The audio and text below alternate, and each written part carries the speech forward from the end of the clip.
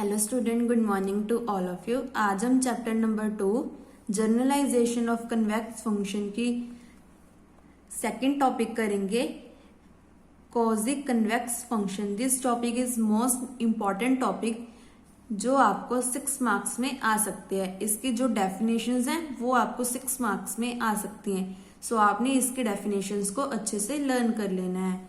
First is quasi convex function. Let कर लिया हमने एस के, हमारा एक नॉन एम्प्टी ओपन सेट है या कन्वेक्स सबसेट है किसका, आर एन का। हमेशा हम क्या लेते हैं, एस हम नॉन एम्प्टी कन्वेक्स सेट लेते हैं किसका, आर एन का।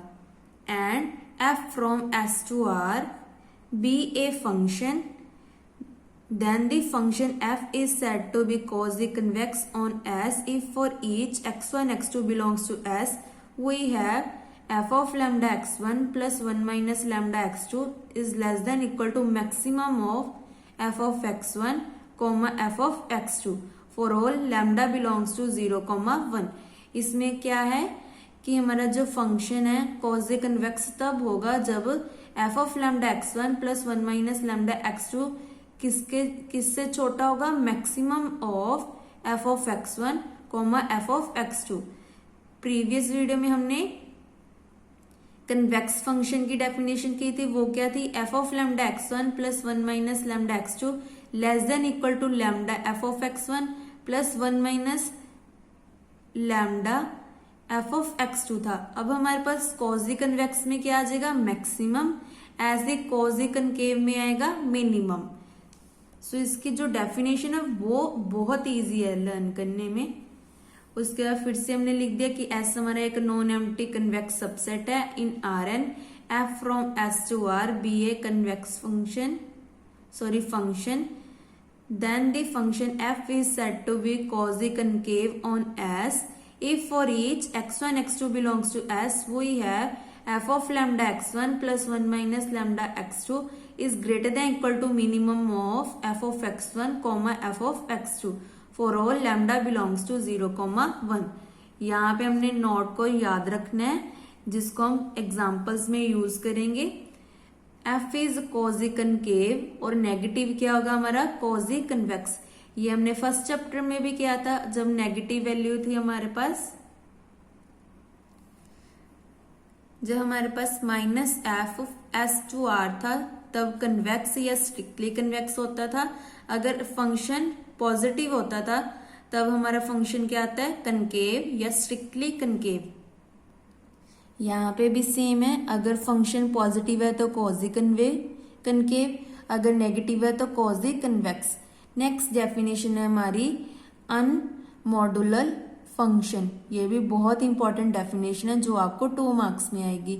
लेट कर लिए S be an interval on the real line. हमारे पास कोई भी रियल लाइन है उस पे हमारा एक इंटरवल है एस।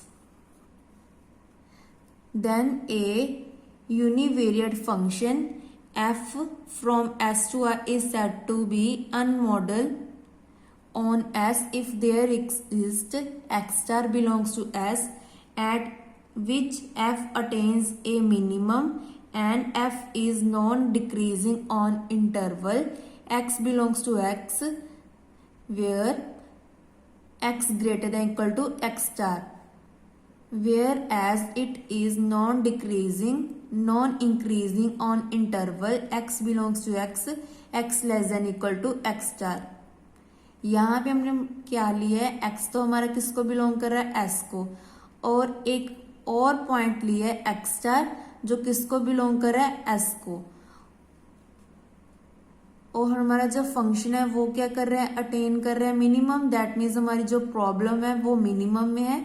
और non decreasing, that means function हमारा इंक्रीजिंग इंटरवल है। जो हमारा ये इंटरवल है वो क्या है, इंक्रीजिंग इंटरवल है। ये सेट एस का है तो ऐसे ही बड़ी लेंगे तो वो फंक्शन का इंटरवल बन जाएगा।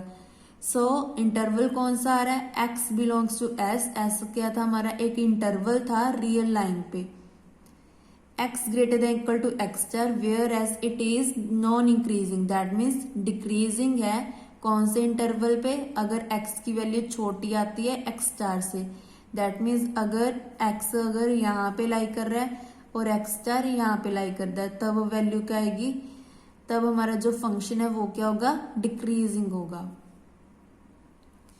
सो इसका फर्स्ट नोट है, a function is quasi convex if where as F of x two is greater than equal to F of x one, where F of x two is greater than और equal to the value of F at all convex combination of x1 x2। इसका मतलब हमारा जो function है वो कॉजी convex कब होगा, जब F of x two is greater than equal to F of x one हो, और हमारा जो फंक्शन है वो क्या है, लीनियर कॉम्बिनेशन में x1 x2 के। Therefore if f increase from to value at a point along any distance it must remain non decreasing.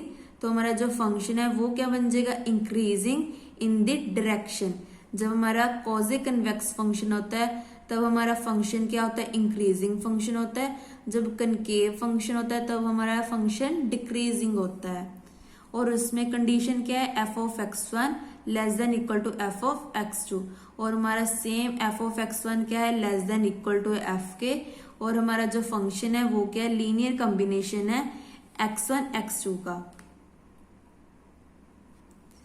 Next definition वो भी बहुत इंपॉर्टेंट है, जो 3 मार्क्स में आई हुई है, कॉजी मोनोटोनिक फंक्शन।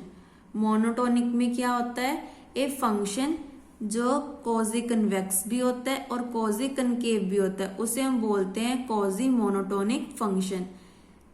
हमने याद रखना है कि जो भी हमारा कांस्टेंट फंक्शन हो या लीनियर फंक्शन हो उसे हम बोलेंगे कॉजी मोनोटोनिक। दैट मीन्स हमने जैसे प्रीवियस चैप्टर में किया है कि हमारा जो लीनियर फंक्शन होता है that means a x plus b, वो कन्वेक्स भी होता है कनकेव भी होता है। ऐसे यहाँ पे है, अगर हमारे पास लीनियर फंक्शन है तो वो क्या होगा, कॉजी कन्वेक्स भी होगा कॉजी कनकेव भी होगा। कांस्टेंट फंक्शन तो हमें पता है कि हमेशा क्या होता है, कन्वेक्स भी होता है कनकेव भी होता है, इसीलिए ये कॉजी कन्वेक्स भी होगा और कॉजी कनकेव भी होगा। तो इसकी डेफिनेशन सेम थी जैसे हमने कन्वेक्स की थी।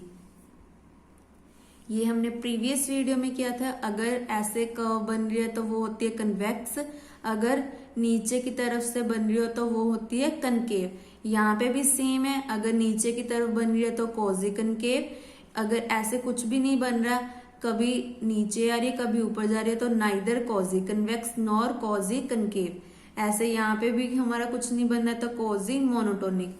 इसका मतलब क्या है कि हमारा कन्वेक्स भी है और कनकेव भी है। और कनकेव क्या होता है, जहां पे हमारा यू बने उसे हम बोलते हैं कॉजी कन्वेक्स।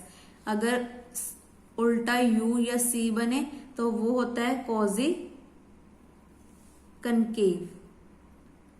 सो इसी के साथ हमारी डेफिनेशन कॉजी कन्वेक्स फंक्शंस की कंप्लीट होती है। नेक्स्ट वीडियो में हम मोस्ट इंपॉर्टेंट थ्योरम करेंगे जो 8 मार्क्स में आई हुई है। Thank you.